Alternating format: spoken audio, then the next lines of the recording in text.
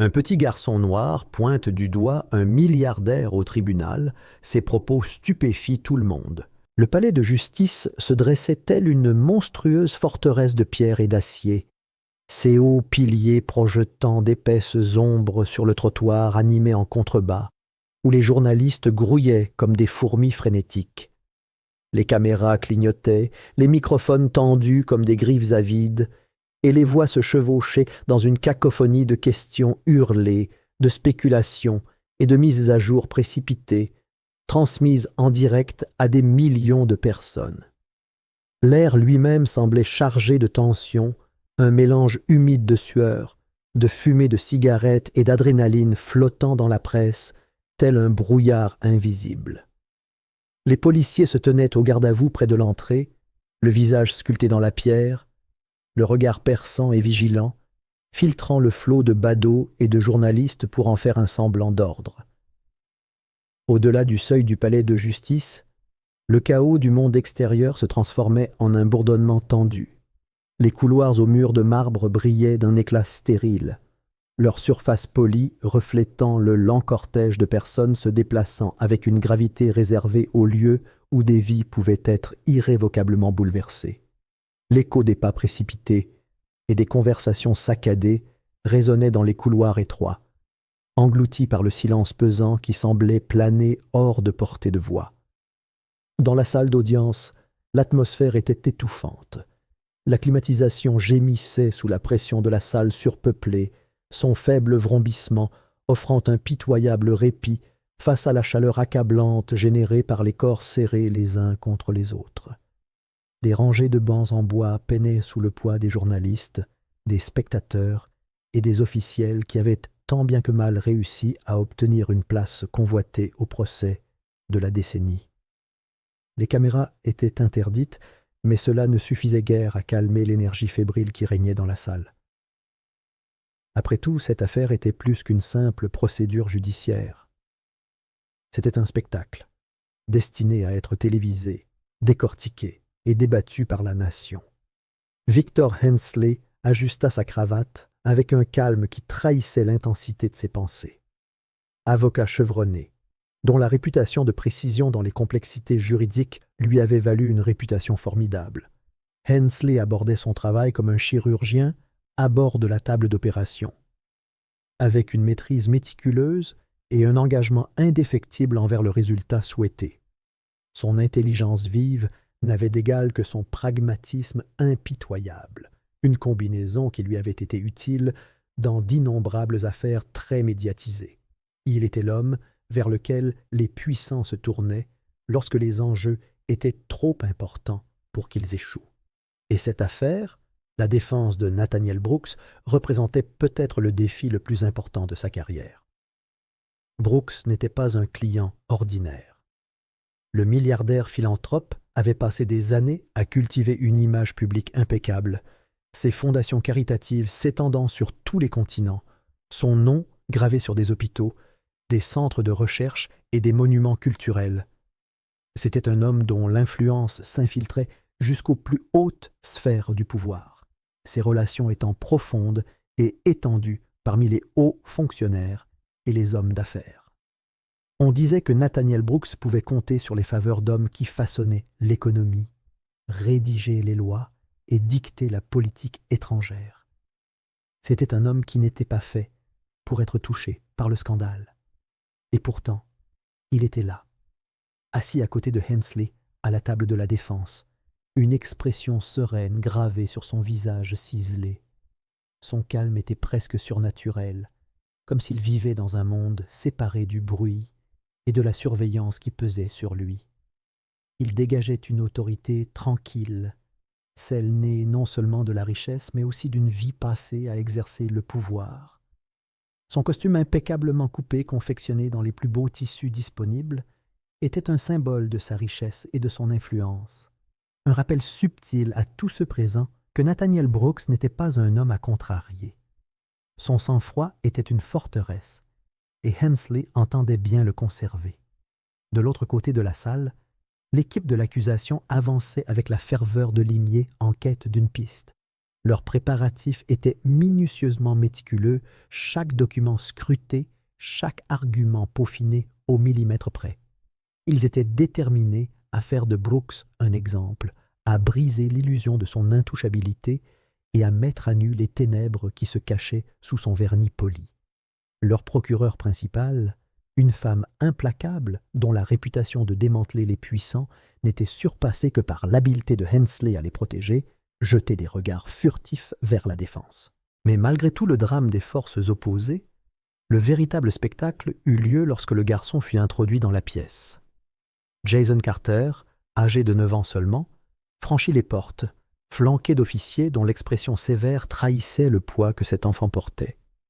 À ses côtés, son avocat, Marcus Dale, le regard las, marchait avec une raideur due à de trop nombreuses nuits blanches et au poids incessant des responsabilités.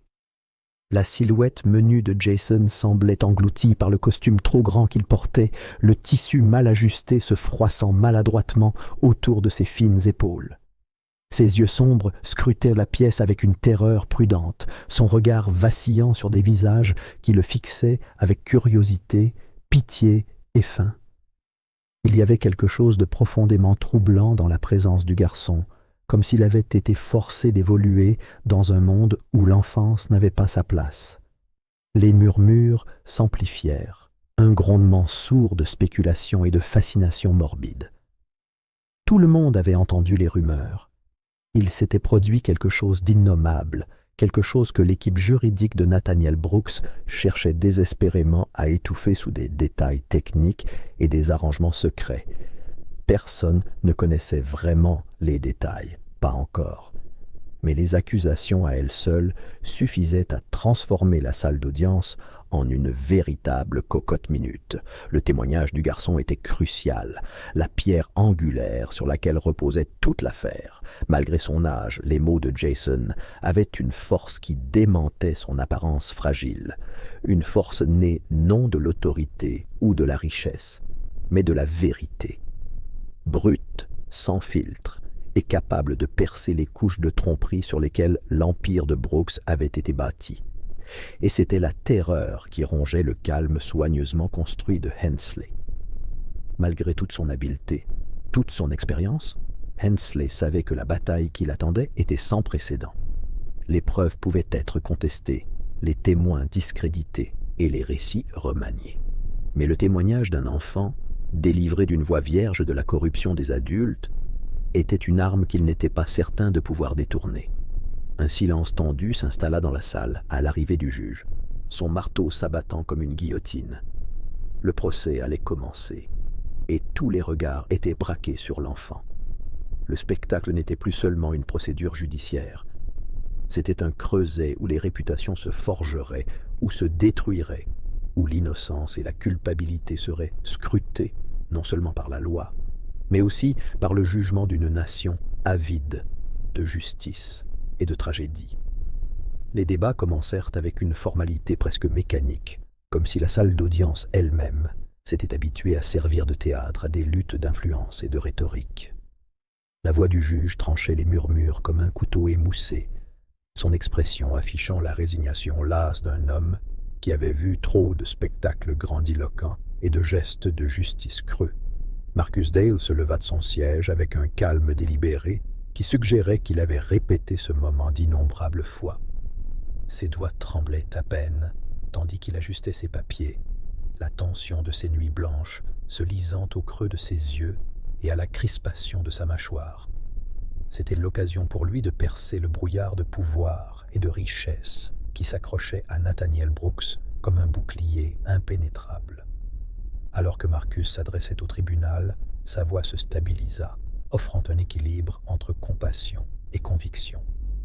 Il guida Jason dans son récit des événements survenus 2 semaines auparavant, avec une douceur qui témoignait de sa compréhension de la vulnérabilité du garçon.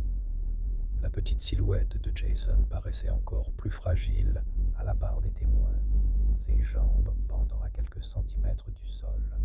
Ses doigts agrippaient le bord de la chaise comme une bouée de sauvetage, ses jointures blanches sur le bois sombre. Un silence de mort s'abattit sur la salle d'audience, tandis que Jason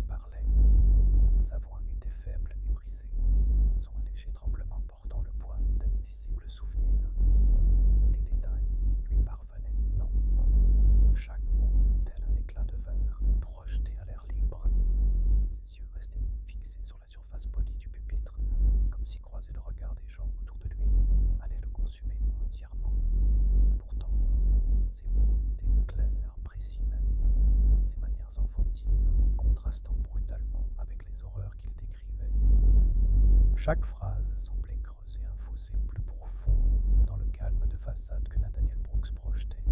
Chaque mot, un coup de marteau contre la forteresse de richesse et de réputation qu'il avait bâtie au fil des décennies. Mais ce n'était pas seulement le témoignage du garçon qui avait ébranlé la salle. Ce sont les implications que Marcus Dale commençait à tisser dans le récit, les accusations qu'il dévoilait avec une audace calculée qui exigeait l'attention. Tandis qu'il poursuivait son interrogatoire, le ton de Marcus passa d'une compassion communicative à une concentration froide et inébranlable. Il parle de la corruption comme d'une maladie qui s'était propagée dans les veines du système judiciaire, contaminant tout ce qu'il touchait.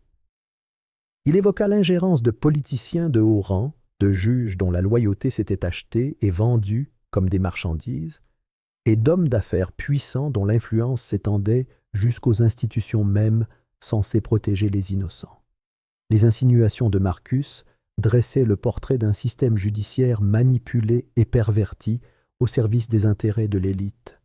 Ses propos étaient mesurés, chaque accusation affinée pour percer les défenses que Victor Hensley allait inévitablement ériger. Pourtant, malgré toute l'intensité de son discours, Marcus savait qu'il ne faisait qu'effleurer la surface. Il tissait le fil de la vérité et du complot, cherchant désespérément à démontrer au jury que la corruption qui entourait l'affaire n'était pas un fantasme paranoïaque, mais une réalité brutale et indéniable. Victor Hensley observait depuis la table de la défense, l'air détaché et calculé. Ses doigts se déplaçaient avec une précision méticuleuse, tandis qu'il prenait des notes, son stylo glissant sur le papier, avec la même efficacité impitoyable qu'il mettait à son travail. Aucune émotion ne transparaissait dans son regard tandis qu'il écoutait le témoignage de Jason, seulement l'examen froid et analytique d'un prédateur évaluant la faiblesse de sa proie. C'était là son art. Démanteler les récits jusqu'à ce qu'il ne reste que doute et ambiguïté. Lorsque Hensley se leva pour commencer son contre-interrogatoire, l'atmosphère dans la salle d'audience sembla se contracter, comme si l'air lui-même s'était épaissi d'impatience. Sa voix, douce et inflexible, tranchait le silence tel un scalpel. Chaque question était formulée avec la précision d'un maître tacticien, conçu pour démêler le témoignage de Jason fil par fil. Il commença par souligner les incohérences, les faux pas et les contradictions inhérents au fait de forcer un enfant à raconter des expériences traumatisantes. Les questions d'Hensley étaient posées avec une politesse glaçante, son ton mesuré et professionnel, même s'il cherchait à discréditer le garçon. Il insistait auprès de Jason sur les détails, les chronologies, les infimes divergences qui semblaient insignifiantes à une oreille non avertie, mais qu'Hensley maniait comme des armes. Marcus Dale se hérissait à chaque question, serrant les poings sous la table, luttant pour garder son sang-froid. Il voyait bien ce que Hensley faisait, comment il déformait les propos de Jason pour semer le doute dans l'esprit des jurés. La stratégie de Hensley était claire. Décomposer le récit du garçon jusqu'à ce qu'il ne soit plus qu'un enchevêtrement d'incertitudes et de souvenirs à moitié formés. Mais ce qui secoua la salle, ce ne fut pas l'interrogatoire de Hensley en lui-même, mais la résilience de l'enfant qui y fit face. La voix de Jason tremblait sous la tension des questions, ses réponses hésitant tandis qu'il tentait de se remémorer les souvenirs qu'Hensley s'acharnait à discréditer. Le bois poli du pupitre craquait sous la pression de ses petites mains, ses jointures blanchies par la force de sa poigne. Pourtant, même si ses mots hésitaient, une férocité se lisait dans son regard, qui trahissait sa vulnérabilité apparente. Les questions de Hensley se firent plus aiguës, son attitude plus agressive, sentant la détermination du garçon vaciller. Ces questions se transformèrent en suggestions, des sous-entendus soigneusement formulés, destinés à faire du témoignage de Jason le simple fruit de l'imagination confuse d'un enfant traumatisé. À chaque tentative de le discréditer, la voix d'Hensley transpirait de cette assurance que seules des années passées à manier le pouvoir comme une arme. C'était la même autorité calme dont il avait fait preuve pour détruire d'innombrables témoignages, le même contrôle précis qu'il avait employé pour transformer la vérité elle-même en outil de manipulation. Mais soudain, quelque chose changea. Alors que la voix de Jason tremblait et que ses paroles devenaient plus fragmentées sous les questions incessantes d'Hensley, les yeux du garçon se remplirent de larmes. Pourtant, ces larmes n'étaient ni de peur ni de frustration. Elles provenaient de quelque chose de plus profond, de plus froid et de bien plus dangereux. C'était une rage sourde et déterminée qui brûlait derrière son regard. Une fureur qui n'avait rien à voir avec la foule imposante d'inconnus qui l'observaient, ni avec l'homme dont les paroles cruellement polies cherchaient à le déchirer. Le regard de Jason se fixa sur celui d'Hensley avec une concentration qui trahissait son âge, son expression se déformant en une expression brute et sans filtre. À cet instant, la salle d'audience sembla retenir son souffle, le poids du non-dit épaississant l'air comme une chose vivante. La voix d'Hensley vacilla un bref instant, l'intensité inattendue du regard du garçon le prenant au dépourvu. C'était comme si Jason avait compris le jeu en cours, avait percé à jour les couches de manipulation et de tromperie, et les avait rejetées avec une fureur qu'aucun contre-interrogatoire ne pouvait apaiser. Le silence qui suivit fut étouffant. Même le plus cynique des observateurs ne pouvait nier que quelque chose d'extraordinaire s'était produit à cet instant, quelque chose qui menaçait de défaire toutes les défenses soigneusement élaborées par Victor Hensley. La bataille pour la vérité était loin d'être terminée, mais pour la première fois, il semblait que l'enfant qui se tenait devant eux n'était pas seulement une victime, mais une force avec laquelle il fallait compter.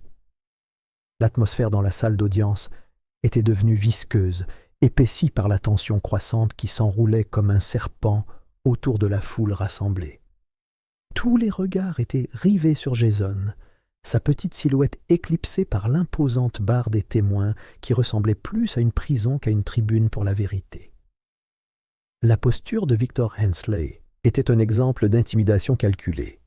Il se pencha en avant, avec une intensité destinée à submerger, sa voix conservant ce vernis de professionnalisme distingué, tout en s'abattant sur l'enfant avec une précision impitoyable. Le sourire qui tirait le coin de ses lèvres était froid et triomphant, son regard perçant et prédateur tandis qu'il lançait sa nouvelle attaque verbale. Il insista auprès du garçon sur chaque détail, chaque question plus pointue que la précédente. Les mots de Hensley se déployèrent comme des pièges cachés dans du velours, insinuations et doutes enveloppés sous le couvert d'une interrogation innocente. La maîtrise de l'homme en matière de guerre psychologique était évidente. Sa confiance, enracinée dans des années passées, a perfectionné l'art de démonter les témoignages avec une efficacité effrayante. Sa voix portait une cadence censée apaiser, tout en sapant simultanément une dualité qui avait mis d'innombrables témoins à genoux. Et maintenant, elle s'adressait directement à Jason. Les mots de Hensley traversèrent le silence comme un couteau poli. N'était-il pas possible, après tout, que le souvenir de Jason de l'événement soit erroné, que le traumatisme de l'expérience avait déformé sa perception de la réalité, et les suggestions d'adultes prétendant ne vouloir que son bien avaient-elles pu influencer par inadvertance son récit des événements? L'interrogatoire était impitoyable, une accusation subtile dissimulée sous une inquiétude feinte. Les mains de Jason tremblaient contre le bois poli de la barre, ses doigts se serrant en de petits poings désespérés. Son regard allait de Hensley au visage des jurés, leurs expressions oscillant entre la pitié et le scepticisme. Le poids de leur jugement pesait sur lui comme une force physique, lui écrasant la poitrine et lui arrachant l'air des poumons. Il sentait la pression monter, l'inéluctabilité écrasante de la situation s'abattre sur lui avec une force qu'il n'était pas prêt à supporter. Et pourtant, sous la terreur, quelque chose d'autre bouillonnait. Une chaleur qui brûlait contre l'emprise glaciale de la peur et menaçait de briser les chaînes de l'impuissance qui l'entourait. Le souvenir de cette nuit le hantait encore, un tourbillon incessant d'images et de sensations qui l'empêchaient de trouver la paix. Il le sentait monter en lui, une rage provocatrice qui luttait contre la vague suffocante du doute et du rejet. Le regard de Hensley resta fixé sur lui, ce regard prédateur à la recherche des signes révélateurs de faiblesse, des failles, qui lui permettraient de détruire tout ce que Jason essayait de maintenir. Mais la détermination de Jason commençait à se cristalliser le désespoir se transformant en quelque chose de bien plus dangereux que la peur. La salle d'audience s'était transformée en un théâtre d'attente silencieuse. Même ceux qui avaient été enclins à rejeter le témoignage du garçon se retrouvèrent penchés en avant, attirés par la tension magnétique du moment.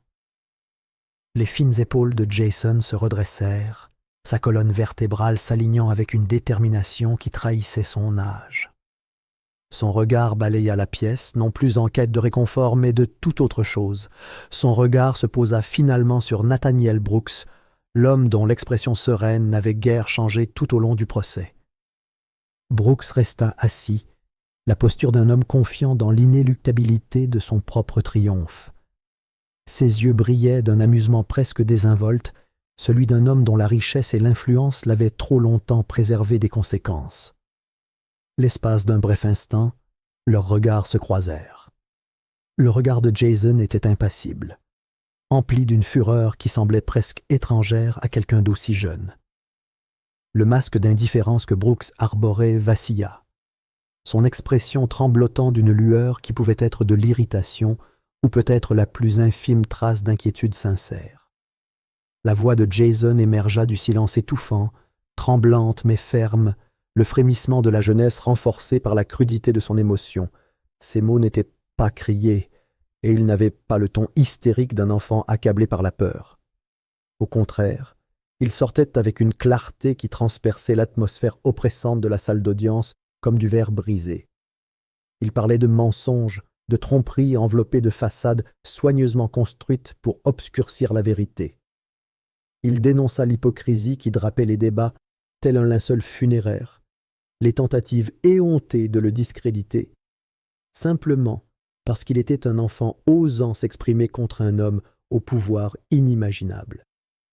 Les mots jaillirent de sa bouche dans un torrent de colère vertueuse, ses petites mains serrées en poing comme s'il pouvait forcer physiquement la vérité à éclater. Des halètements jaillirent de la foule, l'inspiration collective aussi brusque et soudaine que le craquement de la glace sous des pieds chancelants. Le marteau du juge tonna contre le bois, son martèlement incessant étant une vaine tentative de rétablir l'apparence d'ordre qui s'effritait. Mais le mal était fait. Les mots de Jason avaient déchiré le décorum, fabriqué de toutes pièces de la salle d'audience avec la précision d'une lame, révélant les plaies purulentes en dessous. Le visage de Hensley se tordit d'incrédulité, son expression oscillant entre le dédain et l'inquiétude. Ce n'était pas ainsi que le garçon était censé réagir. Les enfants étaient censés craquer sous la pression, leurs paroles réduites à des fragments incohérents, facilement balayés par la rhétorique inflexible de l'expertise juridique. La soudaine défiance de Jason avait brisé l'illusion de contrôle soigneusement construite qu'Hensley avait entretenue tout au long du procès. Les yeux de Marcus Dale brillaient d'une lueur proche de l'espoir. Un espoir fou et désespéré qui s'accrochait aux confins de son épuisement.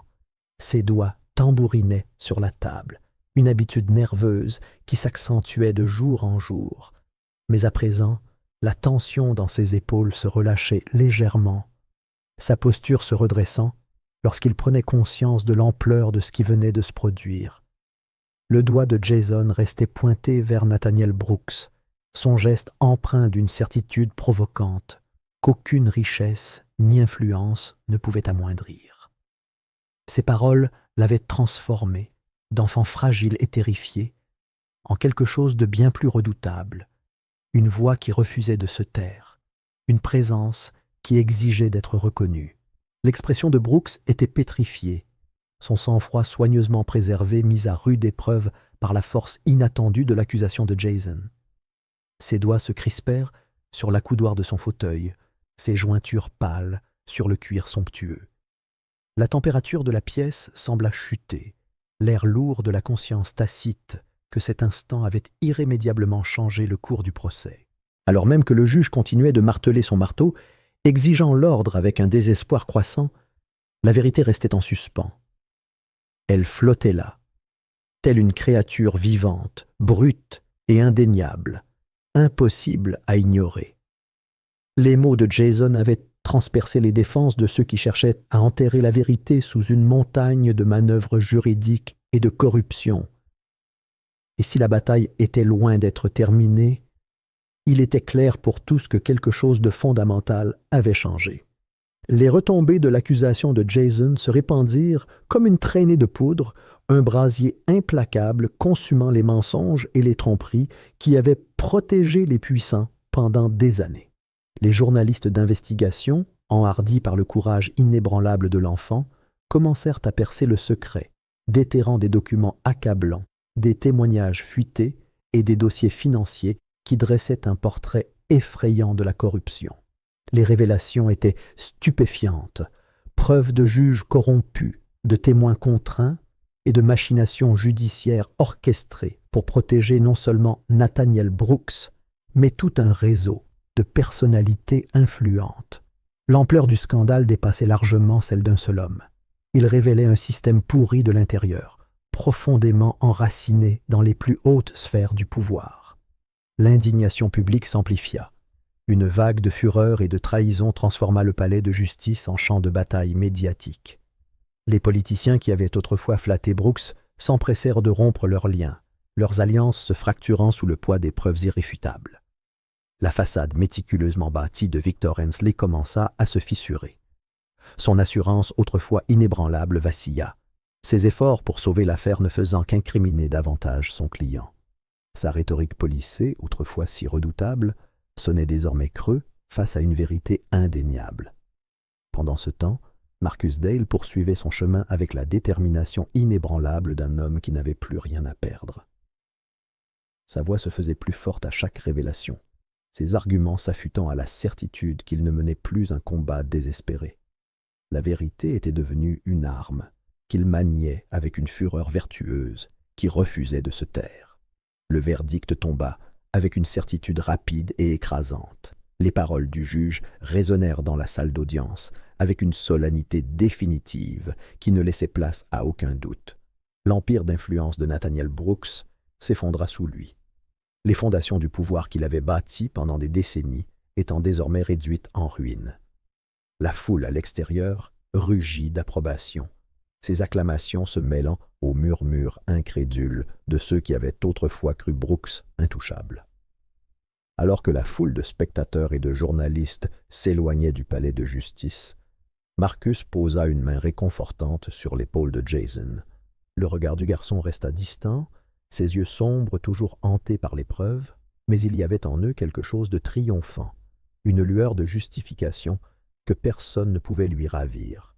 Pour la première fois, Jason sentit la balance de la justice pencher en sa faveur, le poids écrasant de l'oppression s'allégeant juste assez pour lui permettre de respirer.